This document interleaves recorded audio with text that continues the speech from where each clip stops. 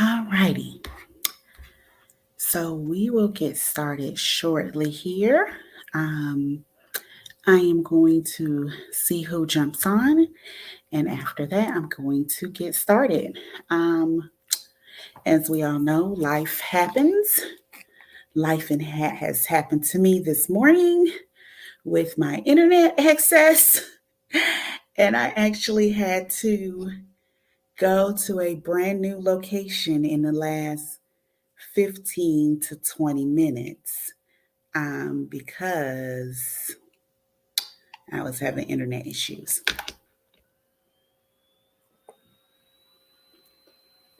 So I'm going to take a few minutes, probably about 2 minutes, and I will get started. Good morning. How are you all? Like I said, I'm running a little behind because, as life would have it, the internet did not like me this morning, and I had to change locations. But good morning, everyone. It has been a while since I have done a live, so this is my first live back. So good morning, everybody.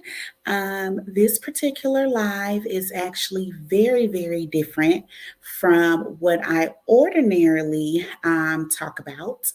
In this particular live, I am basically wearing a different hat, putting down my hat that I normally have on, and picking up a different hat in light of everything that is going on lately in the media, in the news, and just what I'm seeing with my patients. So, as some of you all may know, in my corporate world, I am a nurse practitioner, and I specialize in psychiatric care. For me, psychiatric care is more of a ministry. It's something that I do because I love to do it, not necessarily because I have to do it.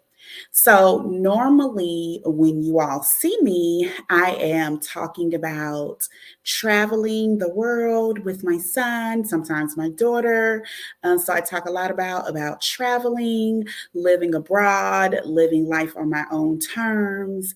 And then the other half of the time, you see me talk about real estate. So, investing in real estate boot camp, have that coming up in January, doing syndication investments, all of those different things. And if that's something you're interested in, I still link that information below, and you can see that on charisma-cares.com, where I talk about real estate, travel, and I provide education and coaching for that.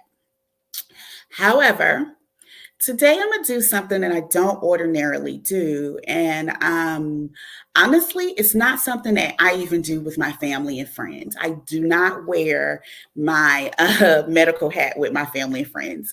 My family and friends are very aware of this. I will tell you, go see your doctor. I am not your doctor. So I'm somebody's doctor. I'm just not yours. However, with the recent suicide of tWitch, seeing a lot of patients lately with depression, seasonal affective disorder, which is something I'll talk about as well, holiday blues, and just all of that. I felt like it was okay to take a minute and pause on travel and living your best life and real estate to really talk about something that I'm not going to say that stuff isn't of substance, but something that I feel like is very, very important. So that's what we're going to do today. So good morning, everybody. And so what I want to do is I don't want this to just be a lecture. I want to really make this an interactive communication. So I know there's going to be people that are watching that want to say some things, don't want to say some things. They're a little nervous about what you can say, what you can't say. I'm pretty much an open book. You ask me a question, I'm going to give you an answer. I do have to give a disclaimer. I'm somebody's doctor. I'm not your doctor. So this is not medical, legal, financial, prescriptive advice for you. This is general information. If you want to book an appointment, we could talk about doing an appointment for coaching in psychology. Or if you do need medication and you feel like you would want to work with me, I can possibly give you the information of the company that I work with. I'm still teeter-tottering on that particular information there, just because I like to leave life separate. So, I think so my focus I did was the Black community. And a lot of times I don't, well, when I put this out there, I did definitely put it out there for the Black community. However, when I looked at the statistics again, the last statistics I had looked at was pre-COVID. I found that the statistics are starting to show, especially with suicide, that we're kind of balancing out. Whereas back in 2018, 2019, we were seeing some disparities in suicide, especially amongst our young kids age 15 to 24. In 2019, suicide was actually the second leading cause of death for African American kids. And you're probably like, wait, what? You probably didn't think about that, but I'm going to tell you the number and I started 18, I don't see children. The number of young adults, your kids that are in college that I see a lot of young adults. A lot of them are suicidal. They may not tell you because your mom or your dad, but they are. They have the stress of the world. They have the stress of school.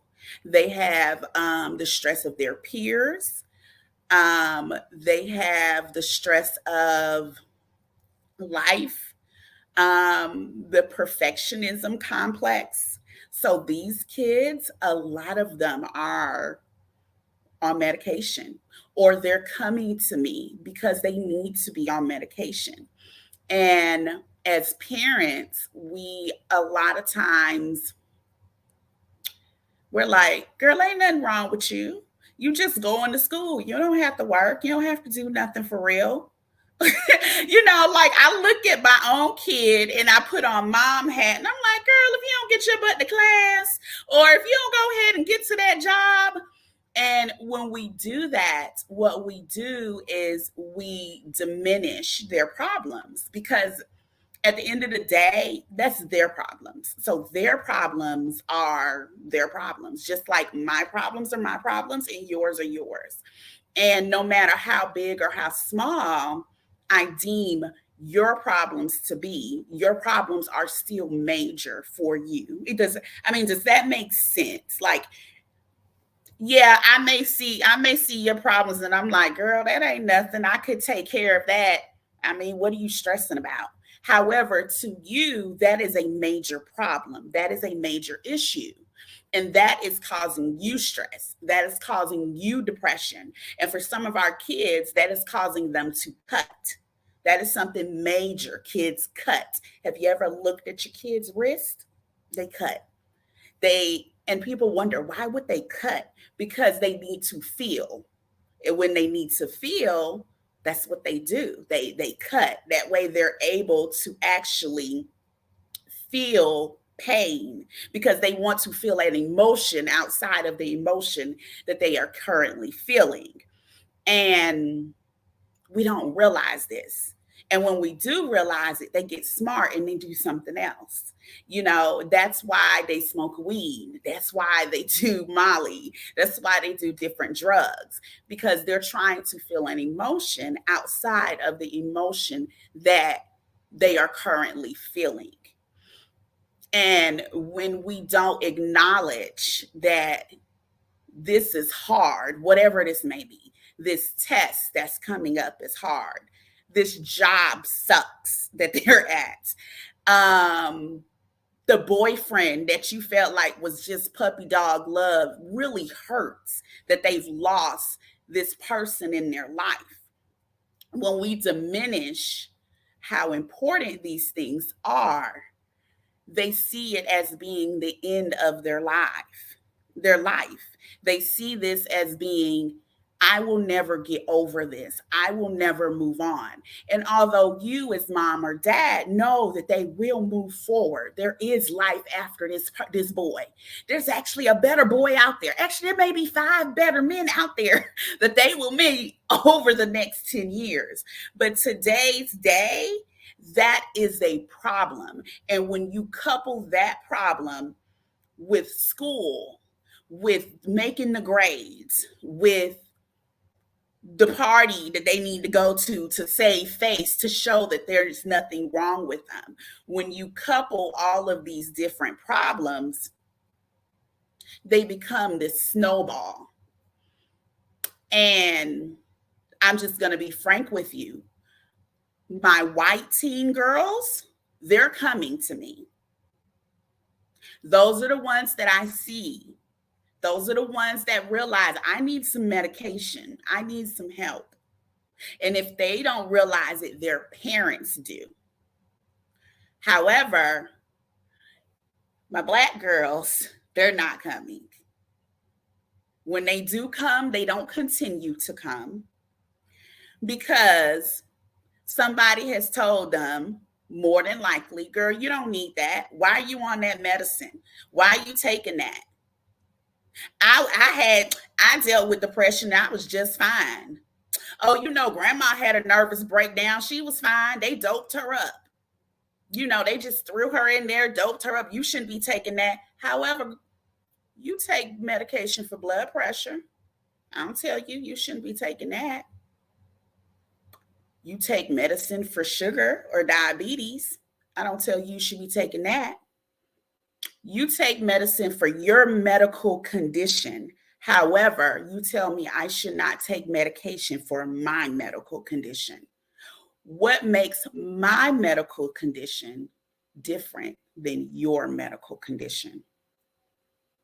See, because my medical condition was done to me. A lot of times in our community, our underlying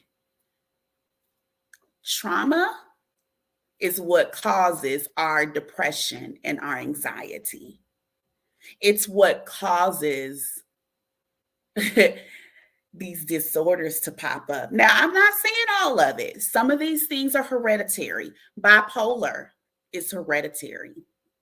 Schizophrenia, whether you want to accept it or not, it's hereditary. All those things that we didn't have a name for. I was watching the Aretha Franklin movie the other day. Aretha Franklin was bipolar. If you watch that movie, it's on Prime.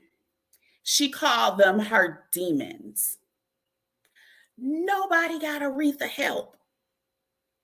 They just accepted that she just acted crazy. They accepted that she was crazy. Aretha was not crazy. Aretha had a chemical imbalance in her brain. And had she had the help, had she had the parents, had her parents had the education to get her help, the knowledge, imagine how much better her life would have been. So, when we say you shouldn't be taking that medicine, I always come back with, You probably shouldn't be taking medicine for high cholesterol, diabetes, and hypertension, but you are. However, whereas to fix those things, you could walk more, eat better, do all of these different things, all of these things that would make you healthier. When it comes to depression, anxiety, bipolar, schizophrenia, I can't walk more. I can't eat better. And I can't lose weight to fix those things. I can do those things to make me feel better. They may uplift my spirits. However, doing those things won't necessarily change the fact that I may have a chemical imbalance. It may not change the fact that I've dealt with trauma. You have people that have dealt with rape. They have dealt with watching their loved one be beat up on, or the incident may not have happened to them. However, they are watching it happen. I was reading a book. I think it was a book I was reading, and an excerpt of a book. I wasn't reading the whole book. And the lady was saying that she could remember being a 6-year-old child. And some of you all may have read this book. I can't remember the name of it. And she said she remembers sitting in the car and she knew that her mother was getting ready to explode. And she began to move closer to the door in the car. And her mother says to her, she's quiet. She's not saying anything. She's quiet. She's just scooting a little closer to the door. And her mother says to her, move one more time and I'm going to push your ass out that door. And if you can imagine being a 6-year-old girl, however, I can tell you that when I just made that comment, that some of you all were triggered. Because that may not be the comment that you heard, but that triggered you because that's a comment that sounds familiar. And if that triggered you, that means that you're not recovered from that trauma. Now, if you heard that and that kind of slid past you, just like a story, that's not a trauma that you have. However, in our community, a lot of us are dealing with trauma.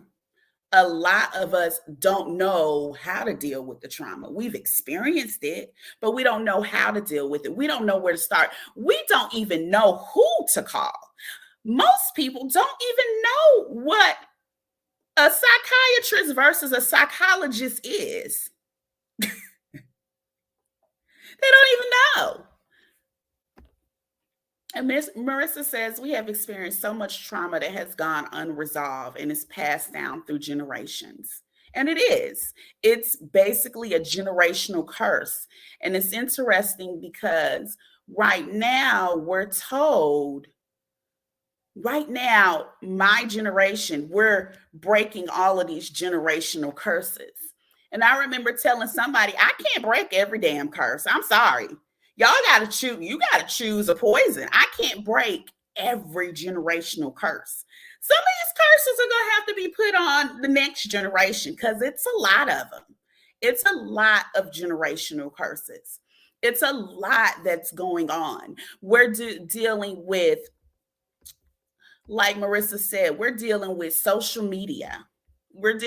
And social media in itself is not a bad thing, but having everything in your life put on the spotlight is a mess. Can you imagine all the shit that you did in your life? Could you imagine that one moment that just popped into your head? Can you imagine that being online? I can't. I'm not even going to sit here and say that I was somebody's perfect child. I cannot imagine knowing that anything that I had done would be put on social media at any particular moment. So when I look at the statistics and I see that back in 2019, it was the second leading cause of death. Then I look at the statistics right now, and what surprised me was that 80% of suicides today are men and women ages 45 to 54. We've left the kids young. Now, what I did know, because I specialize in geriatrics, is that 85 and older, the men have the highest rate of completed suicides. Older men that are single, lost their wives. Some of them are still married, but a lot of them tend to be single. They're isolated. They live by themselves. A lot of them may have been in the military. They're subjected to violence, whether they were the one subjecting others to violence or they were receiving violence. And they have access to lethal means. They typically have a gun or 2 or 3. So just like tWitch took his life by gun, men are more likely to take their lives that way. And the most likely are men over 85. So have you checked on your grandfather or your great-grandfather? Do that. Take that moment to check. Just a call, because you never know when your call comes in, how that will affect that person.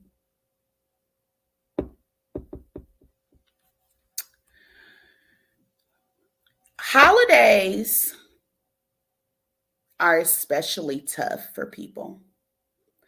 They're supposed to be this wonderful, joyous occasion, but there are some people that struggle with holidays. When I tell you, they hate them. They absolutely hate the holidays. The holidays, and we call it holiday blues, they come with the gift giving. They come with these expectations that you have to go and see your family. The same family that brought that trauma, that same family that did those things that to you, your adult self, that was once the child self. Now you're supposed to go sit around this table and talk about how grateful you are for all of these wonderful things you've been given, because you as an adult have turned into a great person. Now, you may be a great person on the exterior. You may still be pretty effed up on the interior. However, that stuff that you stuff deep down inside, it stays there until holiday time, when you're sitting across from that uncle, when you're sitting across from the sister that emotionally damaged you, when you're sitting across from the parent that treated you like they didn't even want you. But you are supposed to stuff all of that down because it's the holidays, because it's Thanksgiving. And that's what we do in this family, is we come together during Thanksgiving and we pretend like everything is fine. Y'all ever seen This Christmas with Loretta Devine and Chris Brown, and how they all had all their stuff? They had so much stuff. But when they came together, we pretended like we didn't have no stuff. Loretta Devine hid the boyfriend. He had to pack his stuff up in the garage and leave every night, like he hadn't been living there the last 2 or 3 years. The one guy, he was dating a white woman, and he was so afraid of what his family would say that this damn woman was pregnant. And he didn't bring her because he was so fearful of what the family would say. The other woman, she was being cheated on. The one that had, the great life and the fancy car, she had her own crap. Everybody had their own baggage. However, they could not bring baggage to Christmas dinner. The one dude was running from, he owed all of this money because he was a gambler, and he was telling them how he was traveling abroad because, see, we're not supposed to bring that baggage to the holiday. God forbid we sit down and have an intervention and put our stuff out there. No. Instead, every single year, we're going to bring our baggage with us, and we're going to stuff it all down, and we're going to pretend like it doesn't bother us, because that's what we do at the holidays. But why? Why do we do that? Why are you forced to make yourself feel badly and feel less than at the holidays? What is it about this magical season, this magical time of year, that you can't say, I don't want to go. I don't want no turkey. I don't want no ham, and I don't want to see y'all. What I'm going to do is take this trip to Bahamas, and I'll catch y'all later. Why can we not normalize saying no? And I've had this conversation with many patients, and it's not okay. It's not okay to say no. You have to go. You're required to go. Mom may make you feel like shit. She may bring up all of this stuff. She's going to judge you. You not married. You don't have no kids. You traveling. You doing this. You doing that. You doing everything but what I think you should be doing. However, Mom, didn't you have a life? Why you ain't do that with yours? But see, that's considered disrespectful. However, it is valid. There's a lot of validity to doing what you want to do with your life, and I do what I want to do with my life. So maybe this holiday, you may just skip it. Or maybe you just have what we call a come to Jesus meeting. It's time to come to Jesus, y'all. We need to all sit down, and we're going to put this out there. We're going to go ahead and put out what we need to put out, and we're actually going to discuss it. Imagine that. We're going to discuss our issues. Whether we do that as a family, whether we do that one-on-one, whether we do that with a therapist. Because will it ruin Christmas? It may ruin Christmas for 2022. However, don't we still have more Christmases? Wouldn't it be nice if we came to Christmas or Thanksgiving happy and joyous and actually enjoying being there? And maybe you don't do it this Christmas. Maybe you consider doing it after Christmas. You suffered through this one because we almost there. It's in a week, right? But after Christmas, you have 11 months until next Christmas. Maybe, just maybe, you find a therapist and you book a family session. Family sessions can work miracles. Now, I'm going to tell you, family sessions get very heated. And there's some hurt feelings in family sessions. When somebody finally realizes how you feel, because see, we have to take some ownership, because a lot of times people don't know what the hell you've been thinking. Don't nobody even remember that.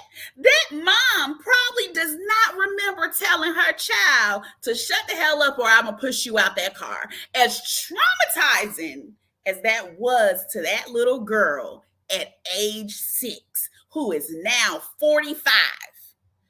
Her mom probably don't even remember that.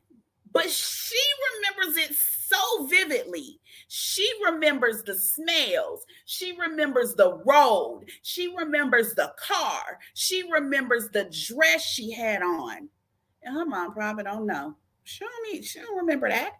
Her mom may have been suffering from psychiatric conditions. Her mom may have been drinking. Her mom just, hell, we don't remember every damn thing. But if that is a triggering moment for you, you probably need to sit down with your mom and you need to have a discussion, because that is eating at you as an adult, that ate at you as a child, imagine releasing it and not having that trigger any longer. Imagine not feeling depressed, anxious, sad at that Christmas dinner, that Easter dinner, that Thanksgiving get together. Just imagine what life would be like without that traumatic moment. And I know you all are like, well, what are we supposed to do about that? You talk about it. We don't talk. We talk about stuff, but we don't talk about anything that's worth anything. You can actually take a moment in time. Yes, that moment is gonna suck. It's going to, you gonna be mad, they gonna be mad, you gonna cry, they gonna cry. But guess what? Once you get it out and then they get out their feelings and you create a dialogue, you start cultivating a new relationship. A relationship that you may not have even known you could cultivate. You may have always wanted that mom that you can go hang out with, go shopping with, go do this, that, and the other. And because you're holding on to that moment in time, you can't have that. Maybe that's not mom. Maybe that's sister. Maybe that's an auntie, whomever that is. Maybe that person is not even alive anymore. So what do you do with that? You write them a letter. Maybe the person I'm talking about, you can't dare tell them not a goddamn thing, because they ain't gonna listen, they ain't gonna remember, and they gonna make it all your fault. You write them a letter. You write a letter. Dear Loretta, do you remember when I was 5 years old and we were riding in this car? You write them a letter and you put every little detail in that letter. And when you're done, you burn it. Don't burn up your house. Don't come back here talking about charisma made me burn up my house now. You burn that letter. And with that letter, you release that trauma. If that is not enough, there is a therapy. It is a trauma-based therapy. It's not a therapy that I provide. It is not a therapy that a lot of people provide, because you have to be specialized in this therapy. And it just slipped my mind the name of the therapy. Give me a minute. Give me a minute and I'm going to think about it. But basically, it is a trauma-based therapy where you work with a specialized therapist and you go back into the moment. They actually take you back into the moment in time that this trauma occurred, and you work through this trauma. You work through it. And it does not erase the trauma from your memory. However, what it does is it neutralizes the trauma. So when you hear that, there may be a smell that reminds you of this particular trauma, right? There may be you may see that couch. Remember that old school couch, that brown couch with the flowers on it? That couch may remind you of this trauma. However, when you work through this trauma, you no longer are affected by this trauma. It is just a memory like when you went outside to play that day. It is the same type of memory. And I got to remember the name of the therapy. And I'll type it for you all as well. EMDR. I remembered it. It's called EMDR. It is used for post-traumatic syndrome. Yes, Marissa. It's used for post-traumatic syndrome. We initially would use it for the soldiers when they came back. What we have found is that individuals that are experiencing trauma, even not because I mean, you experience trauma without being in combat war. Hell, some of this is combat at these schools where the students are getting shot. We're experiencing combat in Walmart. So you experience the same trauma reaction that they're experiencing in combat war. You're experiencing it now. Well, at that time that trauma occurred. So basically, you have a specialist that does EMDR, and EMDR helps you work through that trauma. And I'm gonna be transparent. I have done EMDR, which is why I can recommend it. I personally I've done it, and it works. I don't do it, so I'm not selling it. However, it works. When I left the United States, I left with a lot of trauma. As some of you all know, I am an expat. I travel around the world. I left with a lot of trauma. I worked on my trauma. And when I returned, I decided to end in that chapter of dealing with that trauma in my life, that I would end that with EMDR. So I did a lot of work on the front end. So I did EMDR for a very short time, for a month. Normally EMDR goes longer than that, but because of my background and I kind of was able to help myself deal with this trauma, I also did workbooks. I have workbooks that I recommend for ACEs. I'll tell you all about ACEs as well. So I work through my trauma, and I also believe in therapy. I'm a big proponent of therapy. Hell, I feel like we can all use some damn therapy because ain't none of us out here doing 100% all the time. So I'm a big proponent of keeping a therapist on on the back burner, right? So that ability to say, it's hard right now. Shit is getting real and I'm getting tired. Let me make an appointment with my therapist, right? So, you're welcome. Y'all are so welcome.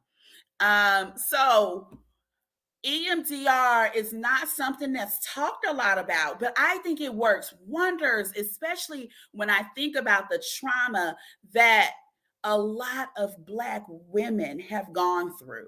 I don't see enough Black men. I don't see enough men. Let's just start there. I don't see enough men, period. The only men I typically see are gay men that will come and get therapy. I don't know if it's just me or if other psychiatrists experience that, but I rarely see men. I don't know if maybe men go to men. That may be the case. However, I think it is important. Like you just keep living with this trauma and it builds up and it builds up and it builds up.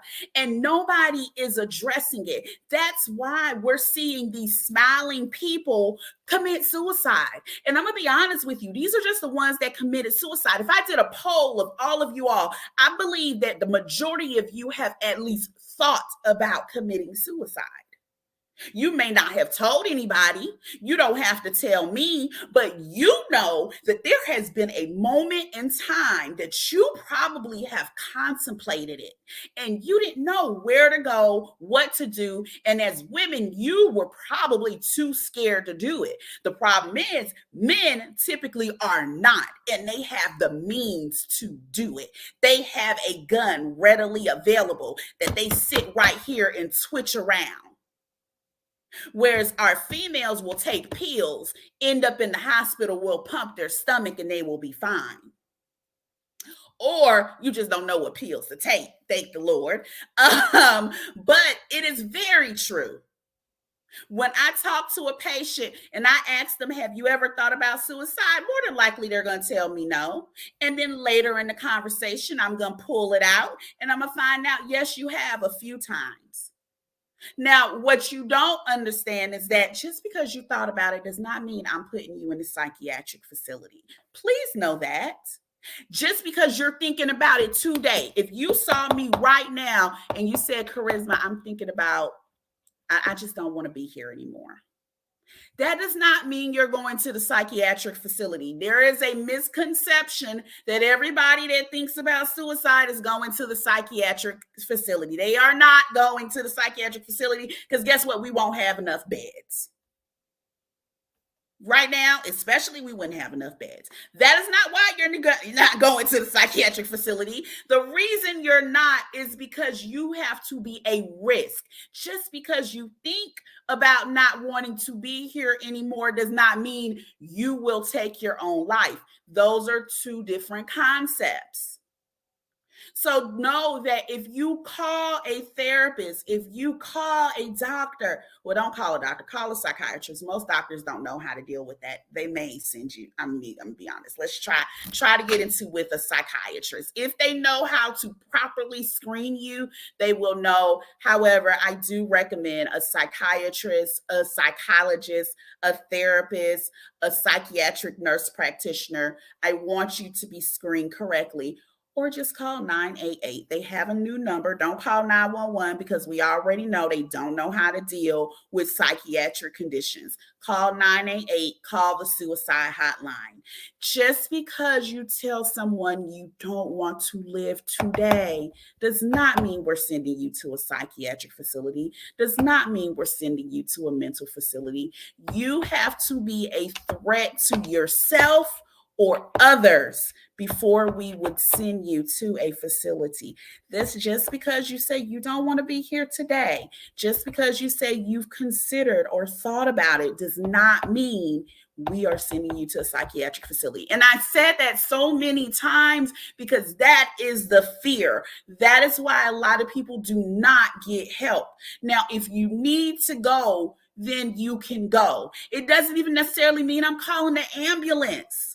It may be that you have your sister there with you, or your husband, or your girlfriend, or whomever, and they can take you somewhere. It doesn't mean that you got to stay there.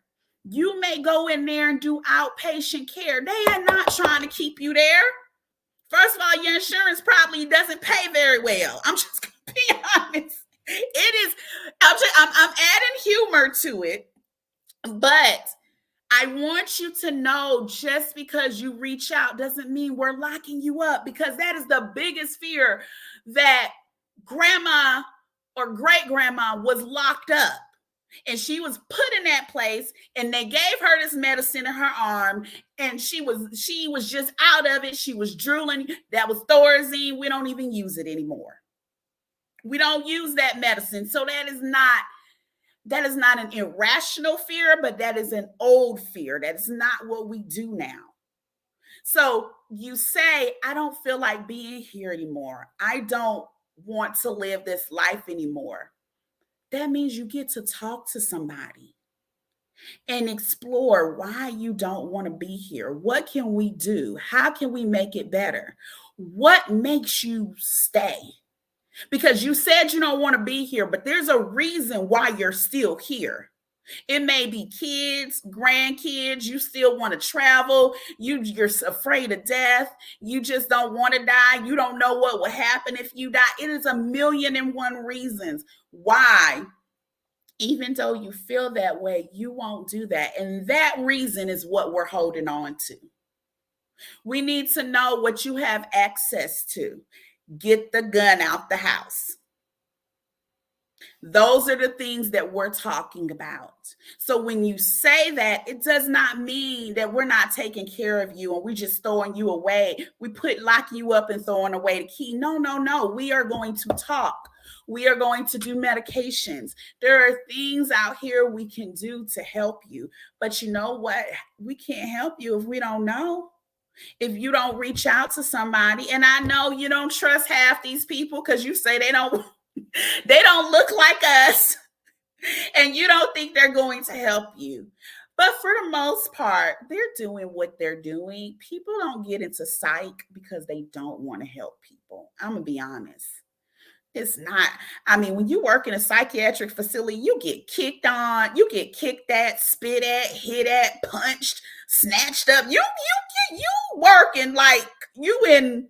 It can be rough, like in a real psychiatric facility. So most of those people are really not trying to be there because a lot of times they want to be there. People want to help you, and for that reason, in this description, there is a link to Black therapist, because I know that a lot of times you're afraid, you want somebody that looks like you, that has experienced what you have experienced.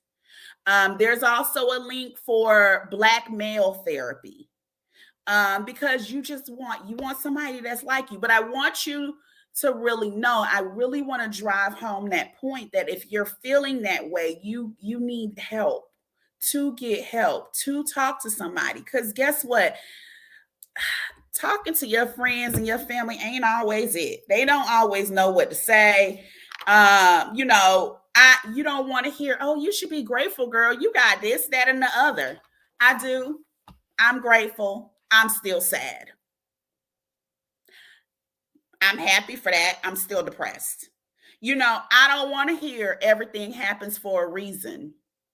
I swear that's got to be the number one reason in the Black family. Number one response in the Black family. Everything happens for a reason. Or God wouldn't put more on you than you can handle. How you know? How do you know? How you know God won't put more on me than I can handle? I guess I can handle it. I guess we'll find out at the end of this tunnel, right? Maybe I can handle it. That doesn't mean I want to. Then you may have the people, they don't want to walk on eggshells around you, and they don't know what they can say and what they can't say. Well, then maybe we shouldn't be in each other's presence right now, because right now I need to focus on healing, getting healthy, and being better for me. So if you feel that way, maybe you're not the right person to help me through this. When I get over this, we can go out, have brunch, have tea, do whatever it is that we normally do. But right now, maybe you're not the best person to be present while I'm making it through this. Things could always be worse. They could. But isn't that the case in life all the time? Do I really need to hear that things could always be worse today? Because as far as I'm concerned, things are pretty damn bad. So if you're feeling like things are pretty damn bad today, I don't want to hear that things can be worse. Please don't tell me things can be worse, because I don't want to hear that. And I know that's what you were told. And I know that's the way things went. And just because you were told that does not make it any better. God wouldn't give you more than you can handle. Actually, some of that shit's pretty damn hard. And I question that. You can tell them some of this is hard. You may not believe God will give me more than I can handle. And that may be your belief. And that may be true. Just don't tell me. If somebody is dealing with depression, anxiety, if they're suicidal, keep that to yourself. Say it in your head. Say it in your head. No, God wouldn't give her more than she can handle, so I'm just going to be here for her. That's fine. That's okay. Just don't say it out loud. People hate that. I'm not sure at what point people thought that was a good statement. I have never seen a person feel better after hearing that statement. Maybe back in the day that helped them. I don't know that did. Let's not say that one though. Don't tell them what they should or shouldn't do, because right now you're not looking for validation. You're just looking for someone to be present. Sometimes we just don't know what to say. That's why we just say these things. We say these cliche things that our parents told us or our grandparents told us. We don't know what to say. Sometimes you don't have to say anything. You just say, I'm here. What can I do for you? How can I help you? It may just be you off. I can make you some tea. Do you just want to cry? Do you even want to talk? Do you want to just listen to music? Sometimes people just need to be present. That's when I told you about your grandparents or your great grandparents, and someone was saying they never even thought about that. They never thought about the fact that they would be at such a high risk. And just that phone call makes a difference. Just, hey, how you doing? What's going on? Merry Christmas. What are you doing for Christmas? You need to, you got somewhere to go. Do you want to stop out? You want me to bring you something? And imagine if at that moment he was contemplating taking his life and to know that someone cares. Somebody actually reached out in that moment. And that may not have taken you but 5 minutes.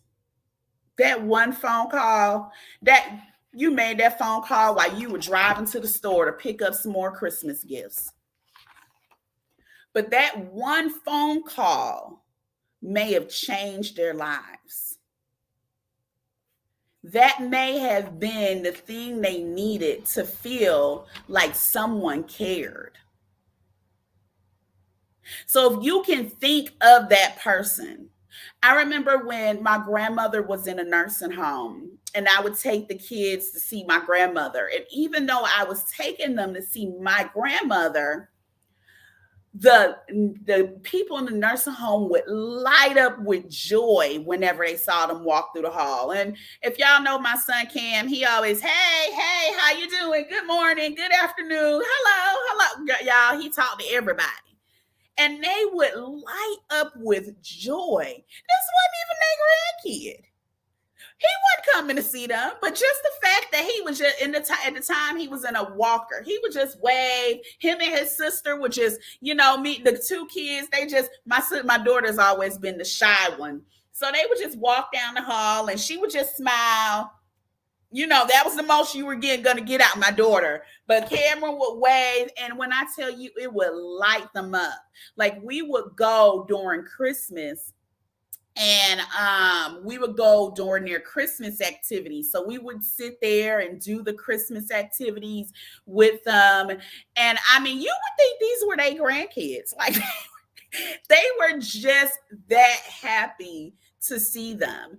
And it took an hour out of our day, an hour. And my kids had no idea how much they had changed that person's life that day. You may change the trajectory of someone's life by just reaching out, by just making a phone call, by just showing up.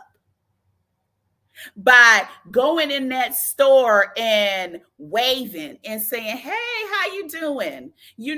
These people are overworked and underpaid. They're tired. I try to be especially grateful. Thank you so much. I appreciate you. I had to use AAA the other day, and I told her, I said, you've been working hard. Are you working hard? I only did 2 today. I said, well, are you hourly or are you by the job? He said, well, I'm hourly. Oh, well, that's great. I am so glad you only have 2. I hope you have a good rest of your day. I hope you don't have too many calls. And you could see, like, he wasn't upset at the time. He was just doing his job, but you could just see that he was just a little bit more uplifted. Something about being positive, something about just spreading cheer not only helps that person, but it helps you when you're in a state of depression. It can help you feel better. When I feel sad, I do more for other people, because doing more for other people actually makes me feel better. You have to find those things in life that bring you joy. And a lot of times, if they bring you joy, they bring other people joy.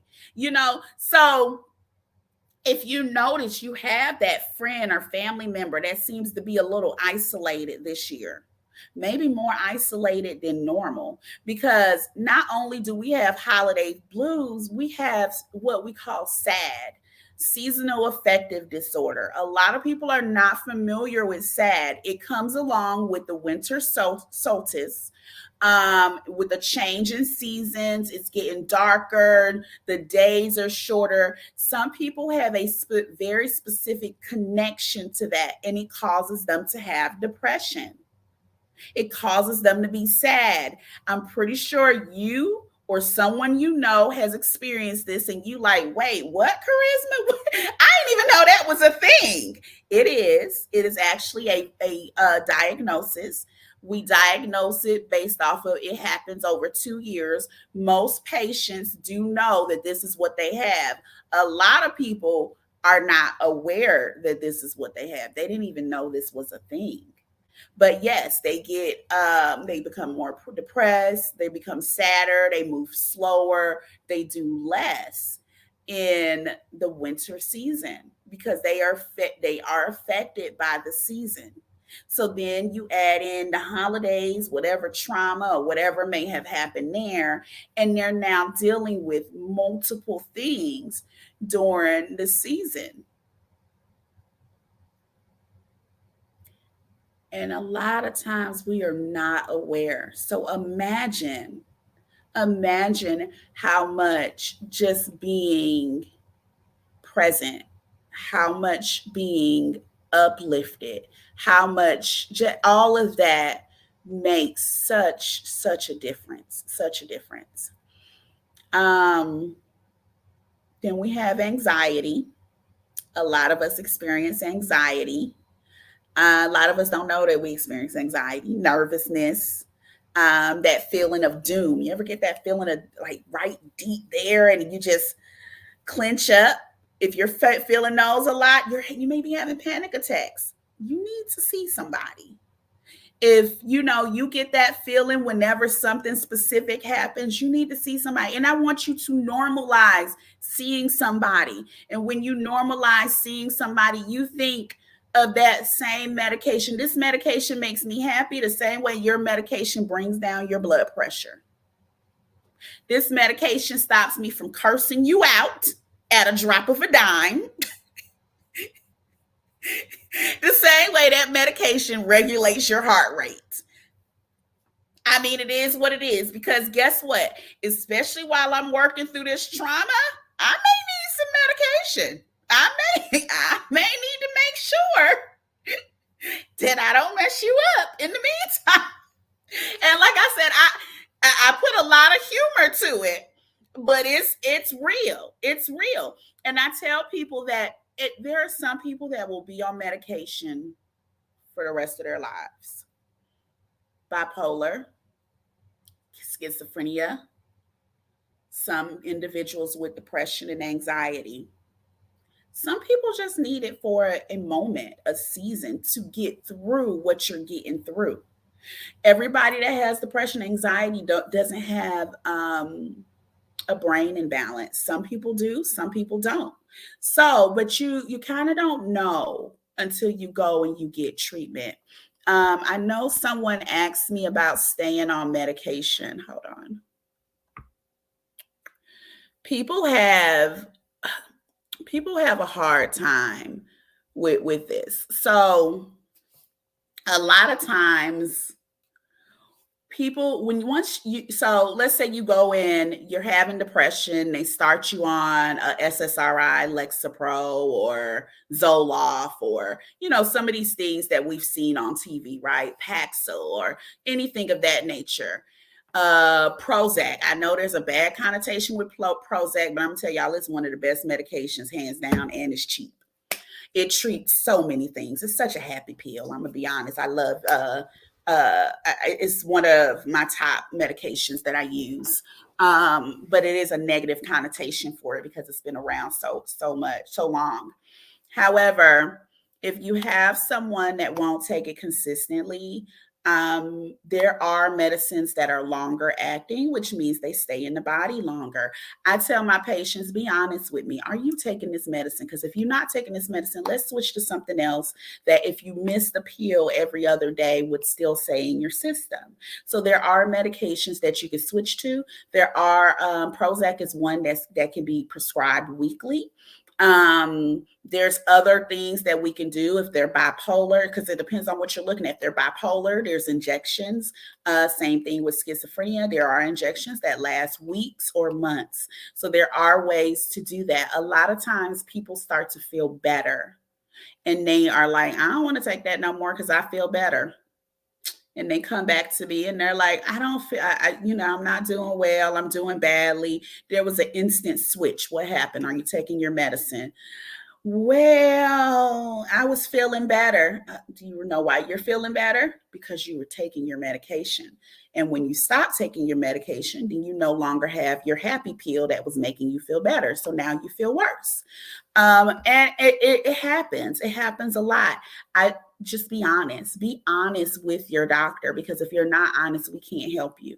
And I'm gonna be honest, I'm a digger. Like, I'm a person that I'm gonna dig and I'm gonna get answers from you. Everybody's not gonna do that. Everybody doesn't have time to do that. That's not everybody's mythology. It is mine because, like I said, for me, this is a ministry. This is more than a job. It is something that I actually enjoy doing. So for that reason, I do dig for information. Everybody doesn't do that. You need to give them the information up front. I missed a week of my medicine. I'm depressed. I'm anxious. I'm not feeling well. Let them know so they can treat you appropriately, because otherwise they're not digging for this information.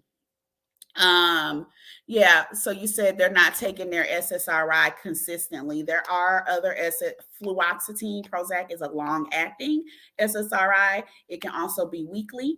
So they need to talk to their doctor. Well, first of all, why are they not taking it consistently? Because they don't want to, because they don't like to. Like, are they willing to do a weekly? Are they willing to do something else? That's something that discussion needs to be had as to why they won't take it. Is it just because they feel better after a certain amount of time? You have people that are bipolar and schizophrenic. They don't like the way they necessarily feel on the medication. It changes who they are. If you think, okay, so let me go back with bipolar.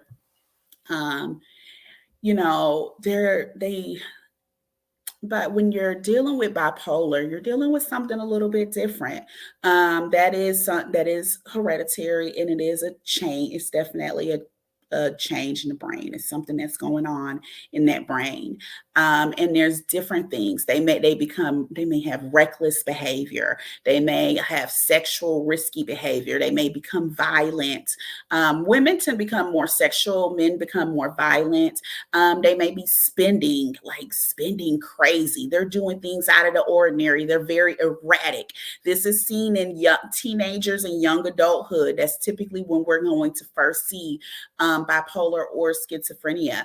With schizophrenia, they may become paranoid. They start hearing voices or seeing things. They ain't trying to tell you that, because you're going to think that they're crazy, when in actuality, in their mind, they are experiencing this. Now, you may view these symptoms, because this may be your son, your daughter, your sister, your whomever, because it's normally our young adult, right? So you may view these symptoms and you may be like, my kid is going crazy. And you may not, and then once you get them help, because you will have to get them help. This is not like depression or anxiety where you get a choice in the matter. This is one of those things where your kid is like a whole different kid. So you over here like, nah, I need to find somebody to help me with this, right? So you get them help, you get them on medication, and then become normal again. However, they don't like being normal. If that makes sense. Think about, I'm going to tell you people that have experienced bipolar schizophrenia. Einstein, like I told you, Aretha Franklin. Who's the actor that committed suicide? What's his name? Robin. I believe he had bipolar schizophrenia. There's Zaria. She's a younger girl that's out now. A lot of creative people, a lot of people that have created masterpieces, Van Gogh, these people where you look at their work and you're like, oh my goodness, most of them are bipolar or schizophrenic. It takes a certain, and this is just my opinion, and I'm sure there's information to back it up, but it takes a certain component in your brain that takes over the other side of the brain. You got to have a little bit of extra of this to create all of this. because I can't necessarily see what Einstein could see, right? I can't necessarily see what Van Gogh could see to create these masterpieces. And they wouldn't sleep for days. They would do this and they wouldn't sleep and they would create all of these wonderful things. They are typically the people that we consider a little crazy, because they're a little weird. They do things out of the ordinary, but they create these wonderful things, right? And for that reason, you give them medication and you take away what makes them them, if that makes sense. Kanye's definitely. Kanye, definitely. So you take away their creative ability that makes them them, and you put them on this medication to make them normal.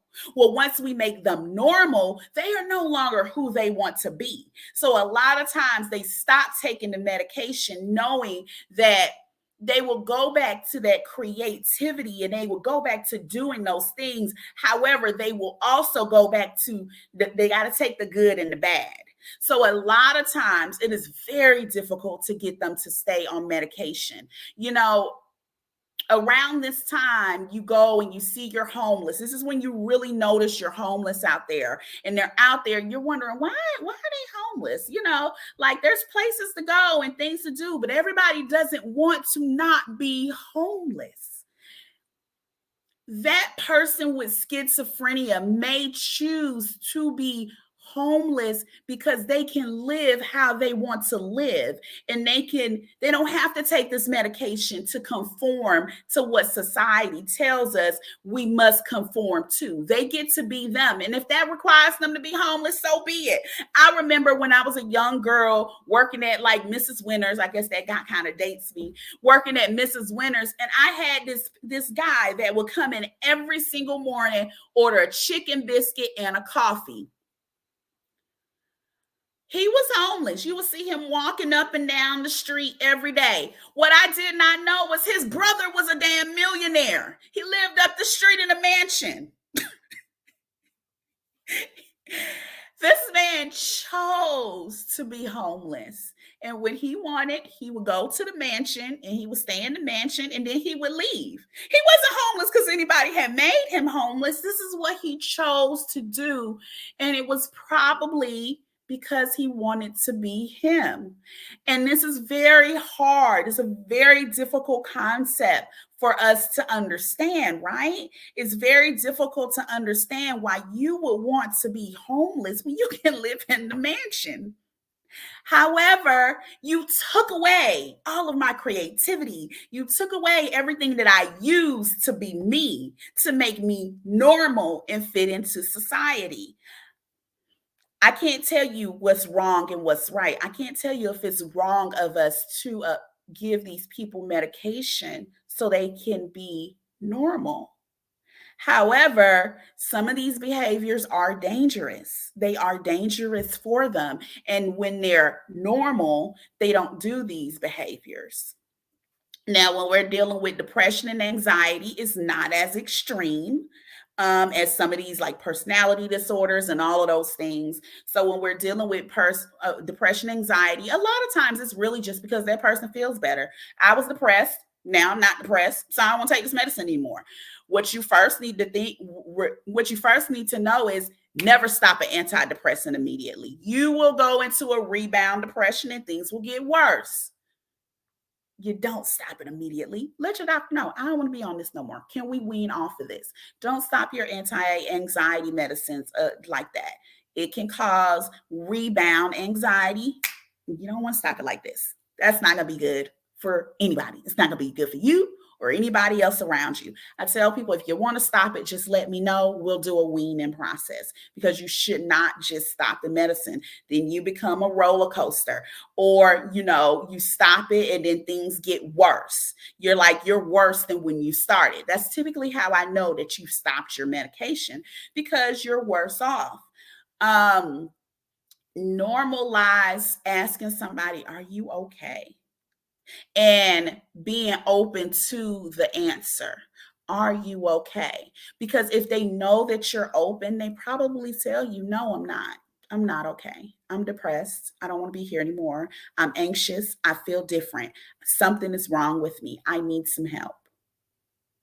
And when we normalize that it's okay not to be okay, then we can get some help.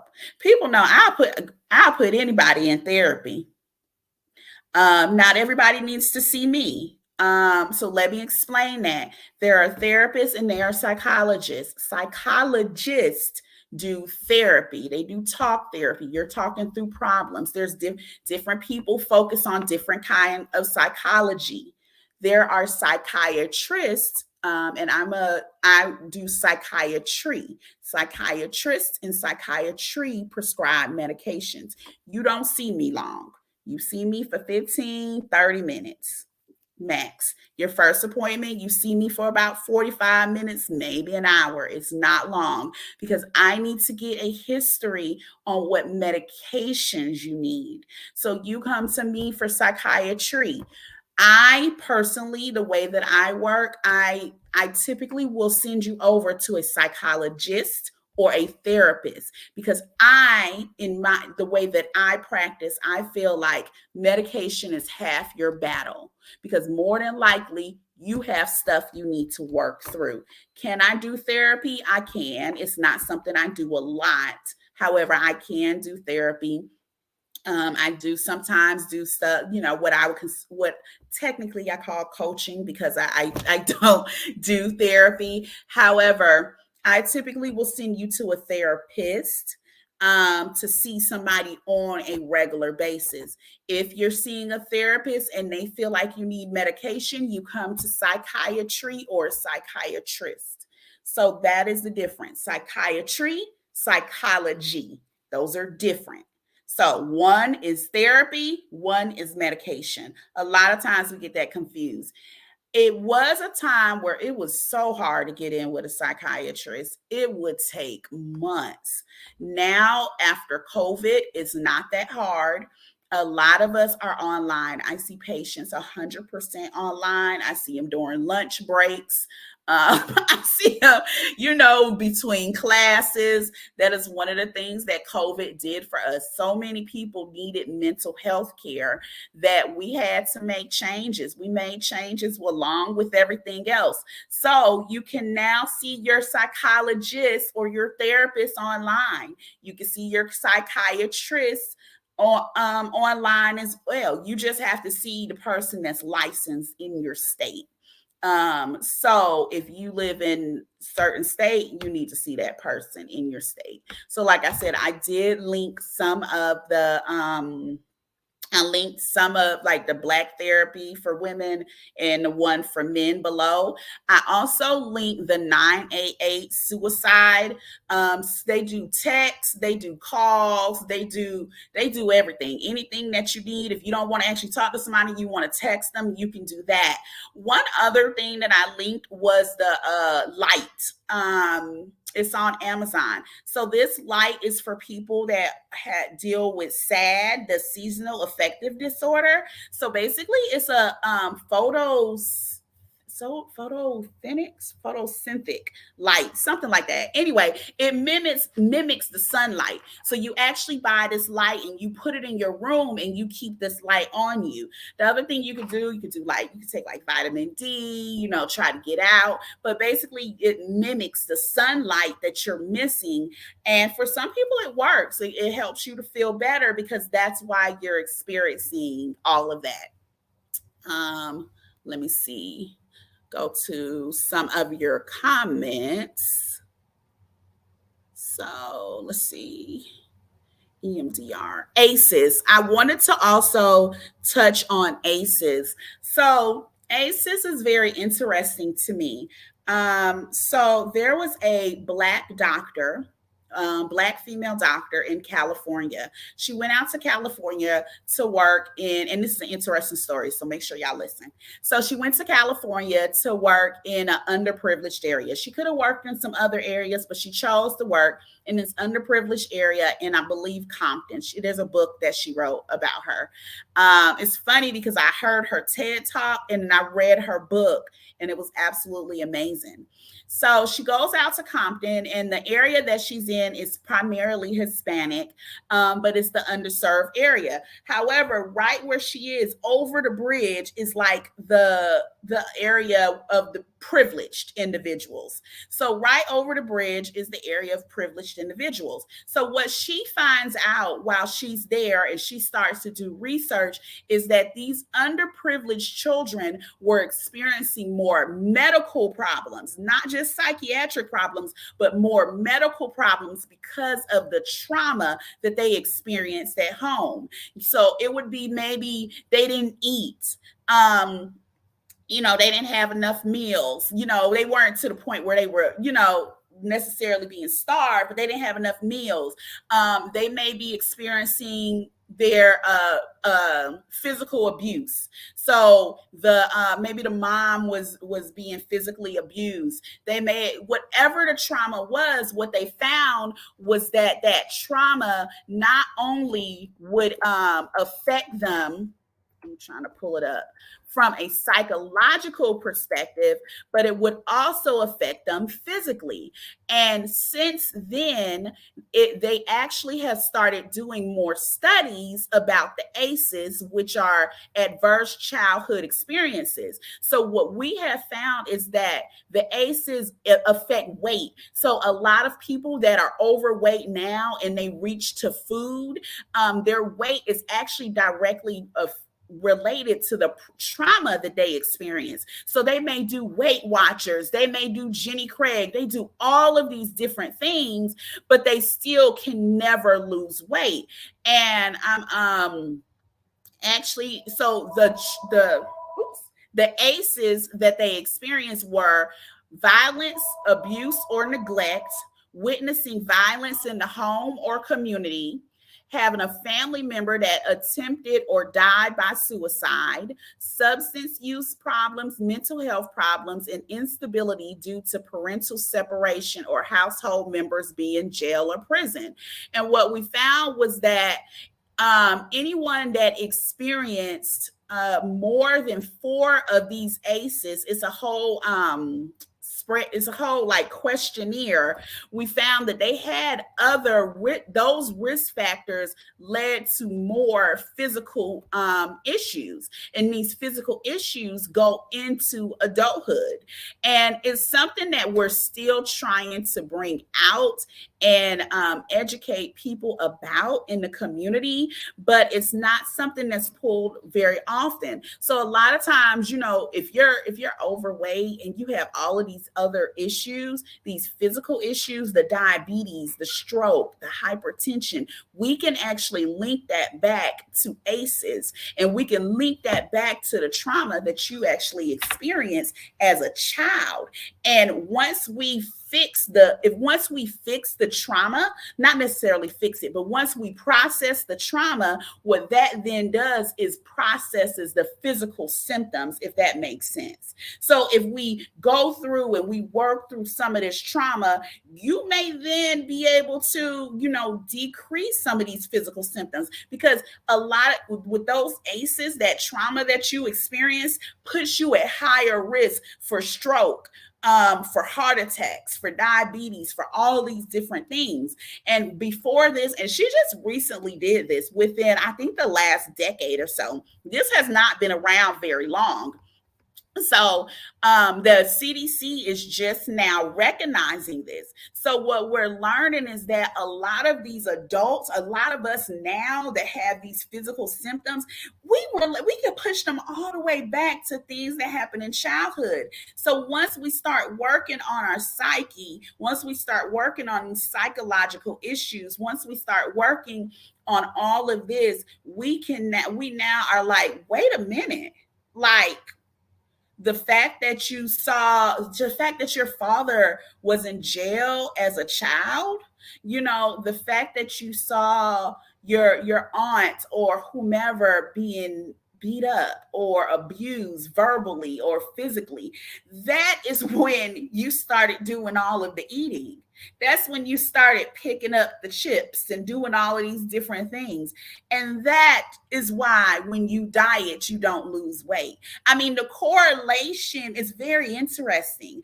And unfortunately, it hasn't really picked up as much because we really need the pediatricians to look at it. We need the pediatricians to do these screenings so we can prevent that later on. And a good example of this is that person that runs on a regular basis and then has a heart attack. And you like, wait, this healthy person had a heart attack out the blue? Well, what we're finding is that when we trace it back to their ACEs, ACES, when we trace it back to their ACEs and we see that they had a high ACEs score, then it explains why this healthy person had a heart attack. This healthy person is at risk for all of these physical symptoms because they have now manifested from psyche to their physical. And I think it's very important that we're aware of that because the ACEs affect us. They affect the Black community. They affect the Hispanic community. They affect the poor community. They affect these communities that nobody was pouring into. Nobody was given therapy. These kids were expected to go to school right after, someone got pistol whipped. They were expected to continue regular life, and they wonder why they get to school while we now are suspending these young Black boys that are dealing with all of this stuff at home. They get to school and it comes out like this. It comes out as they're bad, they're this, they're that, when in actuality, if we probably didn't take all the counselors out of school, we could probably help them. But that's another story for another day. But we're not recognizing that these kids are experiencing stuff. Some of these kids are experiencing stuff I couldn't even imagine. I couldn't even imagine. Like, that is why everybody's story is their own. And we have to acknowledge that everybody has their own story.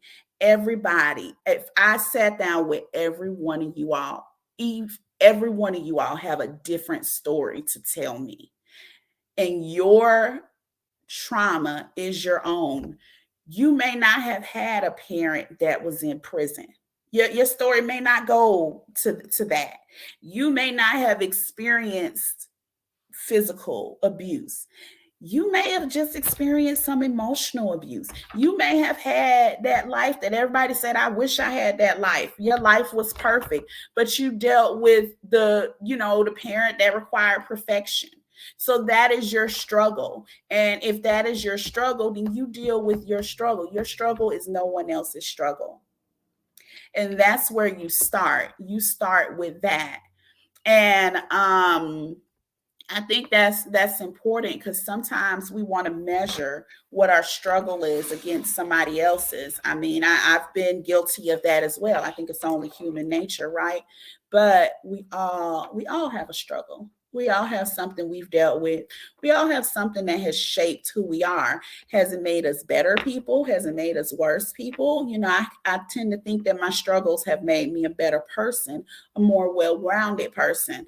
But that doesn't mean I want to deal with these struggles all the time. Every time I smell an apple pie, I don't want to be mad.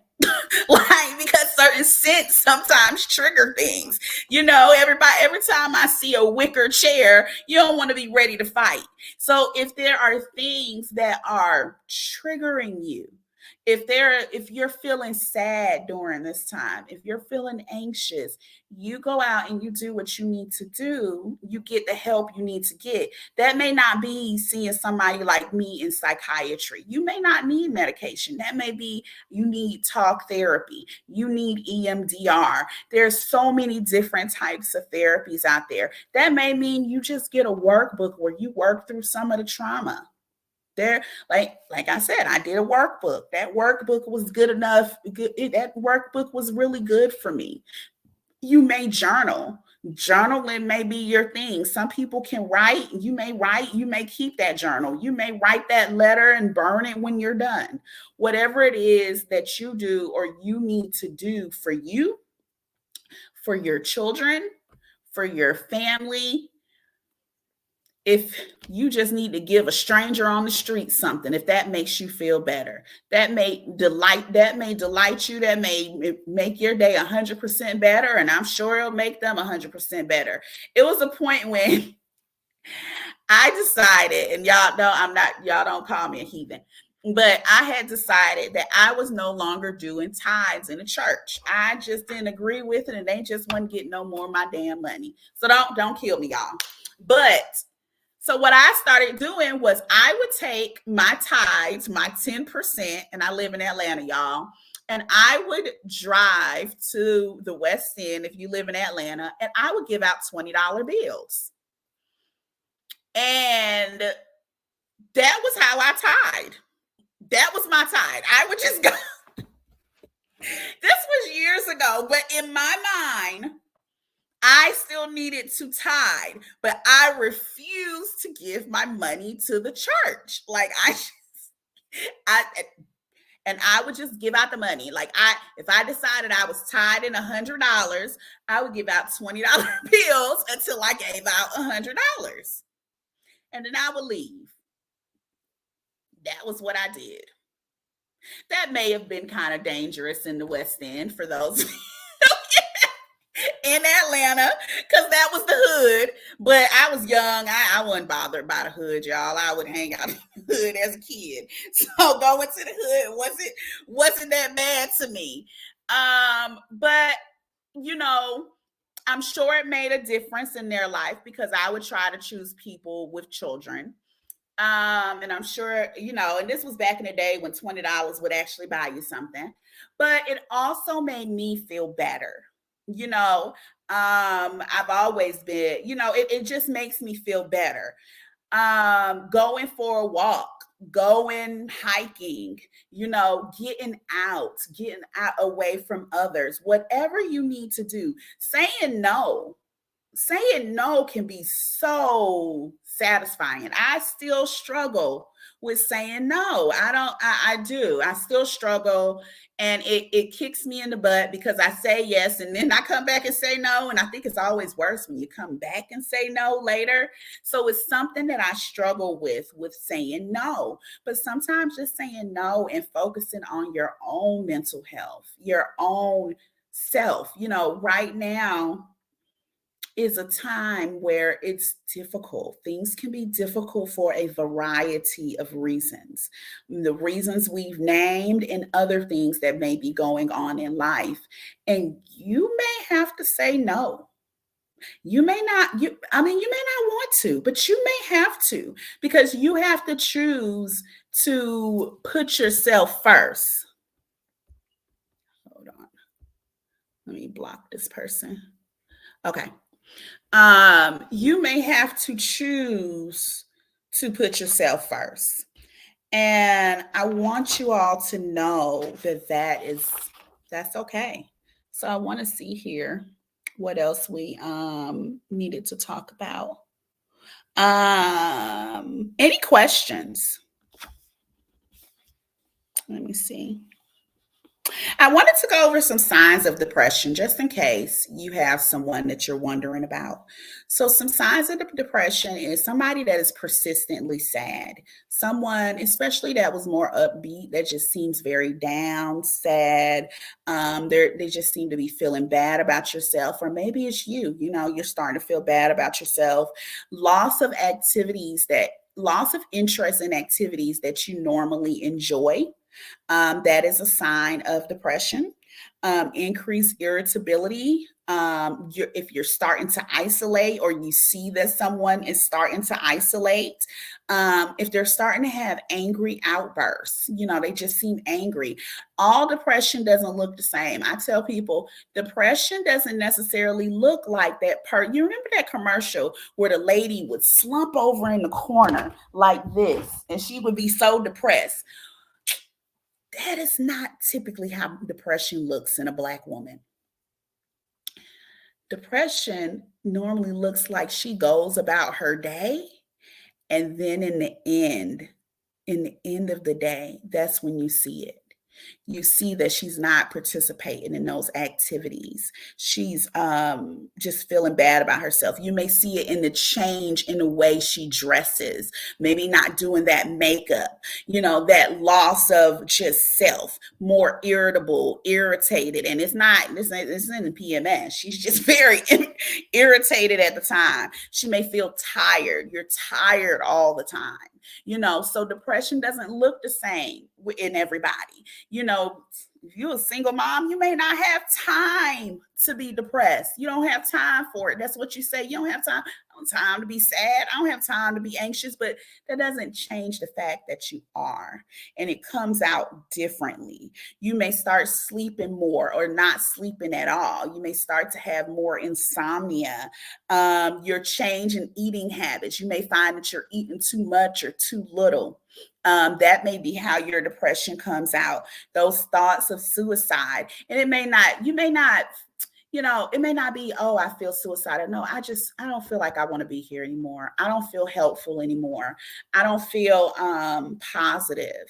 I just feel like I'm not, like, what's the point? Why am I here? That may be how that manifests for you with those thoughts. So I don't want to say it's just like really hard hit thoughts of suicide. It may not be that. It just may feel like, why am I here? Why am I here? I don't want to be here. So that's the way that may look for you. Also, you may start moving very slowly, or you may be very fidgety to the point that other people are starting to notice. You're looking disheveled with your clothes. You used to be you may see your friend that's normally a sharp dresser, and the next, for a few days, you see they're not even trying. They're not dressing the same. They're not doing their hair. They're not, those subtle things that you start to notice about someone. You may notice that about your coworker, and you may say, are you okay? Do you want to talk? Maybe add just a little extra energy to make sure they're doing okay.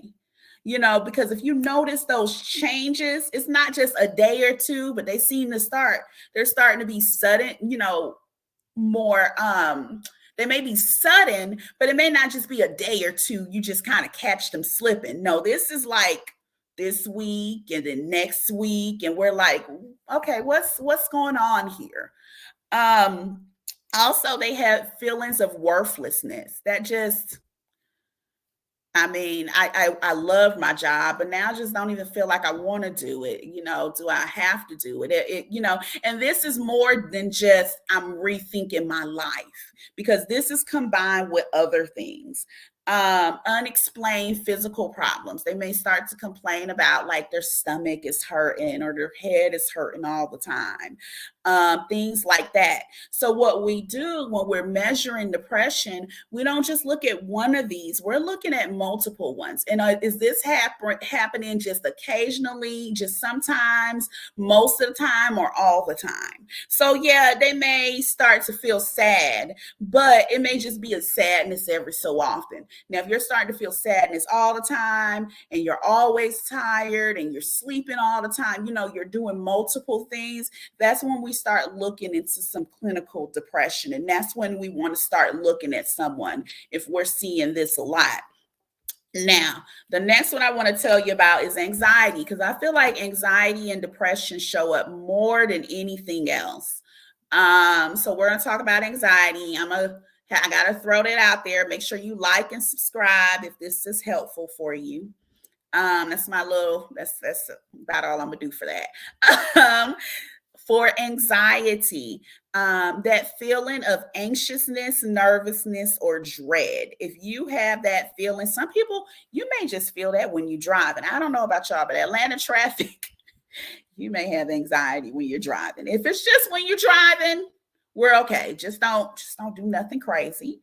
But if on a regular basis, if you can't go to the movies that you enjoy because of the amount of people there, if that's causing you problems, you can't do something enjoyable because you have that feeling, then that's some anxiety. If you feel tiredness, like you still get some tiredness with anxiety. Sometimes, if you have difficulty concentrating, that may be your anxiety coming in. You can't concentrate, you can't focus, you can't even watch your favorite movie, you can't hold a conversation, your mind is wandering, you're feeling on edge at the time. You may also have that unexplained aches or pains. You just don't feel like yourself. You're sleeping all the time. You're not sleeping enough. All of these things come with anxiety. Some people, they will have panic attacks. Some people may not. The panic attacks, that racing, pounding heart, you can't catch your breath. You're having difficulty breathing. You may have chest pain. You have to make sure it's not chest pain from your heart, that is chest pain from anxiety. If you have chest pain, go to the hospital, call 911. Let them check you out. They will be able to tell if this chest pain is heart related or is anxiety related.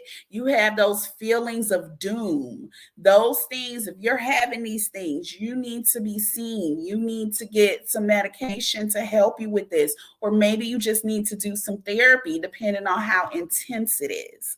But don't suffer in silence. Too many times we're suffering in silence and we're not getting help. What I'm telling y'all is y'all insurance is being paid either way, whether you get help or you don't get help. The majority of you all have mental health coverage. Others of you, if you work for an employer, you probably have EAP. And most of you don't even know you have EAP. I'm going to type it in here. What is EAP? EAP will typically give you 3 to 7 free visits with a therapist or mental health person. You don't even have to pay your copay. And for you, those sessions may be enough for treatment, or they may be enough to help you find the right person to treat you. The first therapist is not always going to be the best therapist for you. You may have to go to 2 or 3 therapists before you find the best therapist. That's a great time to use your EAP benefits, because you can go to different therapists. If you're self-employed or you're part-time, like I am, you can there's marketplace insurance, or you just pay per visit. A lot of times they'll have a sliding scale. You can do that as well. Like I said, there's books out here. You can do workbooks. You can, there's things that you can read, but don't suffer in silence. There is help for you. Everybody else is getting help. You may not know they're getting help, but people are getting help. We're starting to see more and more people come and get help. People of color, Black, Hispanic, we're starting to see that more. Like I said, I don't see a lot of men getting help. So unfortunately, that's why they have the highest risk of completed suicides, because a lot of times they're not getting help. Let your man know it's okay. We have told these men it's not okay to cry. It's not okay to express their feelings. It's not okay to do this, that, and the other, that they need to man up. Well, you don't want them manning up too damn far. You don't want that. Because what may happen is you have a situation like tWitch. You have a situation like Robin. You have situations like somebody in your family that you may know that got tired of manning up. And you don't want that to happen. We don't talk about this enough in our community. We don't make depression okay. We don't make anxiety okay. So therefore, we don't get help.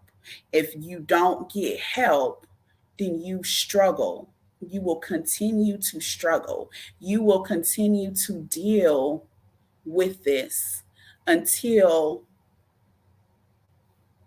question mark. I can't tell you what until ends with, because it looks different for everybody. What I can tell you is that They may say Prozac, Prozac is for, they used to give that to people because they're crazy. It is the happiest happy pill on earth. It's not for everybody, but it treats a lot of mental disorders. It is very good for depression and anxiety. And you don't even necessarily have to go to the psychiatrist for that. It may be your primary care doctor. A lot of times they have trouble with prescribing you stuff. So you let them know, I need something for depression. And they give you something, and you may need to get it changed. And at that point, you may need to see psychiatry. But most primary care doctors can treat depression and anxiety.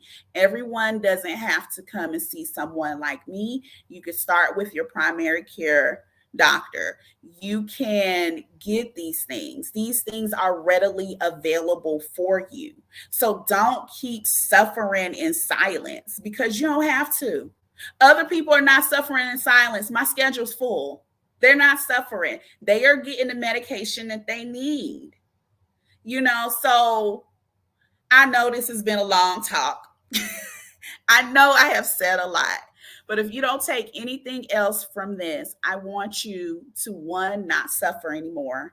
Go to your doctor, whether that's your primary care doctor or you come to someone like me that's in psychiatry, nurse practitioner or psychiatrist, to check on that person you haven't heard from in the last 2 weeks that you normally hear from once a week. If you haven't heard from them, make sure they're good. Christmas is next week, and everybody doesn't like the holidays. And for whatever reason, this year seems to be a little bit worse. I don't know if y'all have noticed it, but I have definitely noticed that it doesn't seem like that Christmas season joy seems to be coming out. So make sure you check on that person. That older guy that's over 85, I would even say over 65, that give him a call, send him a Christmas card, let him know that you're thinking about him. Your kids that are in college that are coming home, let them know you love them. They hear you, even if you think they ignoring you. They do hear you. They do. They tell me. I promise you they do. They hear you. Make sure you hug them. Make sure I'm a fan of mommy and me dates. Do a mommy and me date. Do a daddy and me date. Take time, because they're struggling too. You may not know that they're struggling, but they're struggling. They are having a very difficult time. They just finished finals. That is a very difficult time. I would tell you, if there's any time that you want to contact your college kids, it's right before finals and right before midterms. Because if they're doing anything, that's typically when they're doing it. That's when they have the most stress that they will have in that semester. That is when they are doing the most. And the kids that feel like they're letting you down, they're struggling too. They are. Because if you have set high standards for them, they have a very difficult time with those high standards. And they are trying their hardest to meet that. So sometimes, and I'm guilty as well, sometimes we have to let them know it's okay. This is your life. This is your life to live. And it's okay. Whatever it is, it's okay.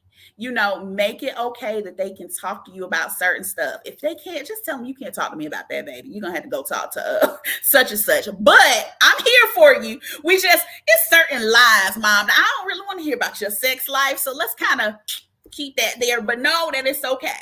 If you, for Christmas, somebody come out and they like, I'm gay, woosah. Okay, babe, let's talk about this. It is what it is. We have to normalize this stuff if we want our kids to come back and talk to us. We gotta let it be okay.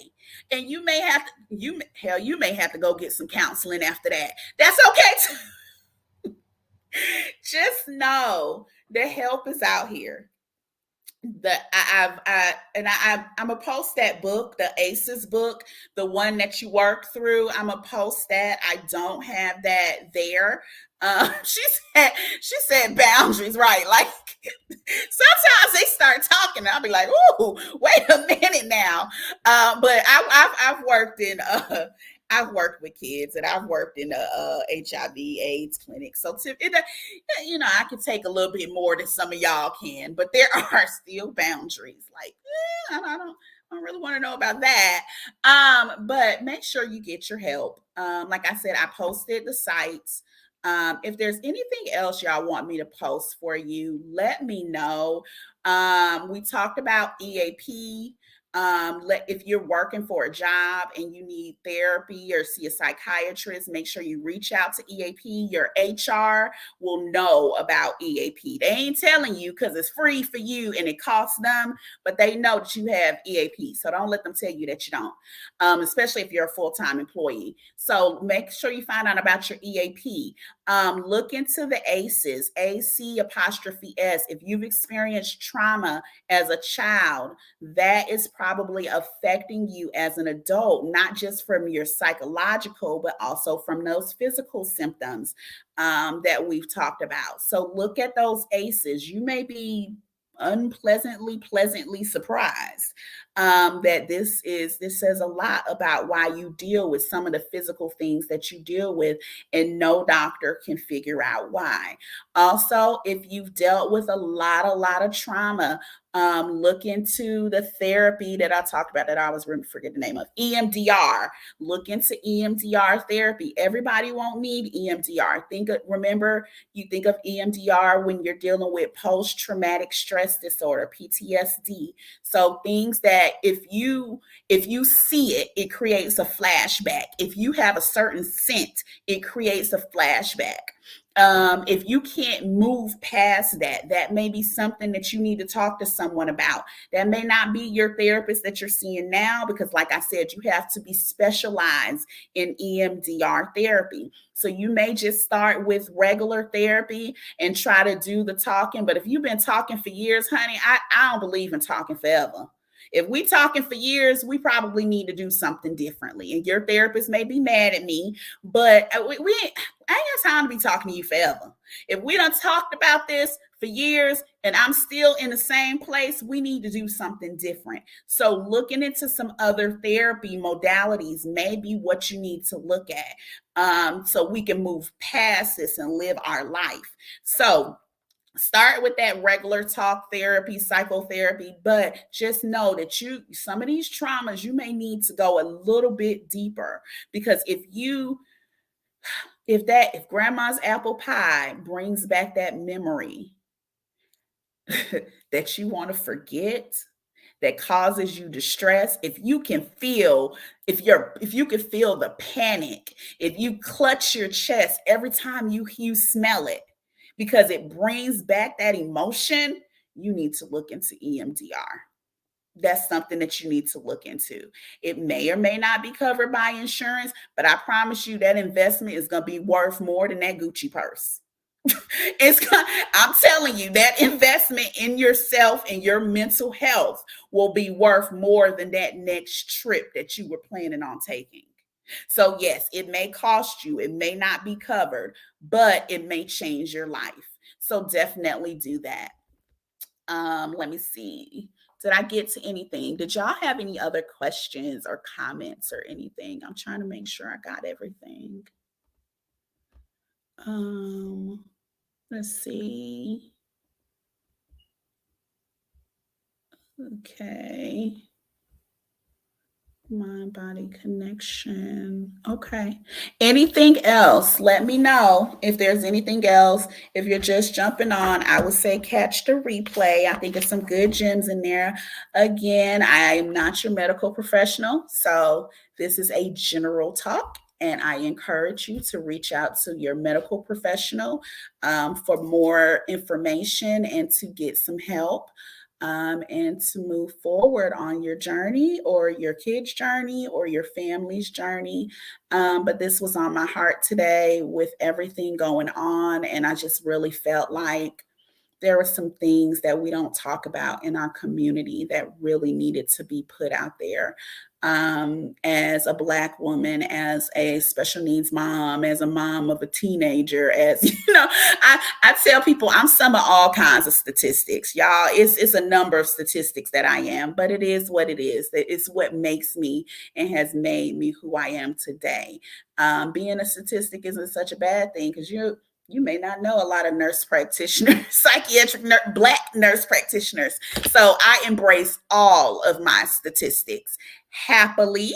So I'll see if you all have any other questions or concerns. All of my information is below. If you want to do we call it a coaching appointment, we can do that. I actually close my schedule for anything for the rest of December, because December I am focusing on myself. So I'm not taking any more appointments for anything, real estate, talk therapy, any kind of coaching until January, because I have decided this month I am focusing on me and my wellness.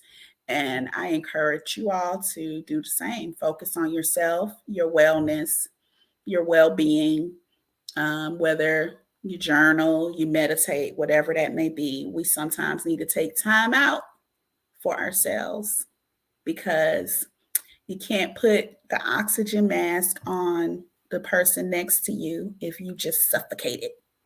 Y'all ain't never heard it that way. Ain't normally say, make sure you put the oxygen mask on you first and then you put it on them. No, you can't put it on them if you just suffocated and died. So for that reason, I'm putting my oxygen mask on and I'm taking time for me.